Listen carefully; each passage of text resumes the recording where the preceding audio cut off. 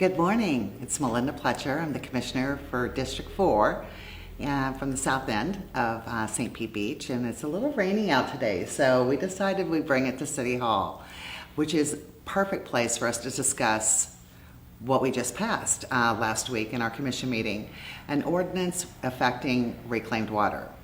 And my thought is, if we understand the history, then we have a much better chance of solutions. And so one of the things that I think is really interesting about the city of St. Pete Beach, we were at the forefront of reclaimed water. And in 1992, the residents of St. Pete Beach voted to allocate the funds to put in a system for reclaimed water. And prior to that, we saw a lot of yards with asphalt and gravel on top, and people weren't willing to use potable water to water their grasses. And so in order to green up the space and to create a better stormwater management system, we decided to pass this ordinance and approve those funds. And in 1994, we had a fully functioning system of reclaimed water, and all of a sudden people were taking up that asphalt underneath the gravel and they were planting sod, and everybody was so happy. It just gave the communities just a little bit more curb appeal, and it was better for our stormwater, so it had some place to go. That was now flash forward 28 years, and now we have a system where people are watering their grasses, and it's been successful.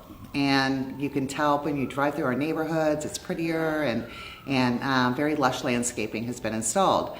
Unfortunately, we have to create a sustainable system. Originally, when it was set up, the water would come from the county, it would be treated, and it would be brought to the city of St. Pete Beach, and we were paying for that water by the gallon. However, we were only charging based on the connection. Now we're in a situation where we're kind of in a deficit. We're subsidizing our reclaimed water system if we don't make some changes. So not only is this a good financial decision for our city and our residents, but it's also critical when we look at what a sustainable system looks like in the future. So we've changed our rules, so we're not going to be metering at this point our reclaimed water. We're just going to try to do it differently through an education system to understand if you're an odd number, you get to water Monday, Wednesday, and Friday. And if you're an even number, you do Tuesday, Thursday, and Saturday.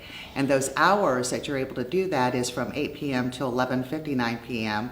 and then from midnight until 6 a.m. So you have an opportunity to keep your lawns looking lush and beautiful and conserve a resource that we need to work on conserving. One of the things that somebody said, if we change the behavior, we can find the solution. And I think that's all this is about. It's about understanding why we need to change this behavior. This is a finite resource. We don't have unlimited supplies. In fact, it's interesting to me to know that between 5 and 6 households support one household of reclaimed water.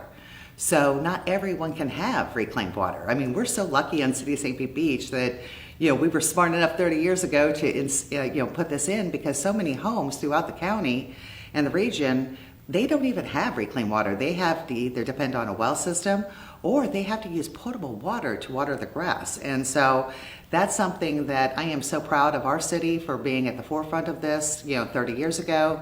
And now we have a responsibility. We want to make sure we're using this resource wisely. And this was something that the city, brought to the commission's attention and said, hey, we need to look at this. And we did, and we passed this ordinance. And I hope that everyone will understand we're doing it for all the right reasons. We have this new campaign out, and her name's Misty, and she's actually, now I'm finding out, 28 years old, because obviously we went into the system in 1994. But she's going to help educate us. So when you see our Misty campaigns, just know that she's there to help us understand that we have a finite resource, we have to protect it, and we need to be thoughtful. Those are just some of the things that I can think of that if we understand the problem, we can come up with solutions. And if you don't know that there's a problem, you don't know how to be a part of the solution. So anyway, I hope this was good information, and our code enforcement will be going out and giving warnings initially. Just thoughtful, saying, hey, that's, you're not allowed to do that, but anyway. And then of course, they'll be getting fined. And it's for all the right reasons, and it's not the city trying to, not be thoughtful, to our neighbors who really enjoy having a nice yard. There's lots of things that we can do as residents, and do our part, So as long as you understand what the problem is, we don't want to get to the situation where we have to meter our reclaimed water.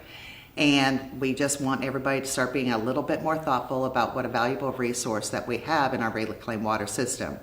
And that way we can have it for a long time. So anyway, thank you so much for our little TED Talk on reclaimed water. So thank you.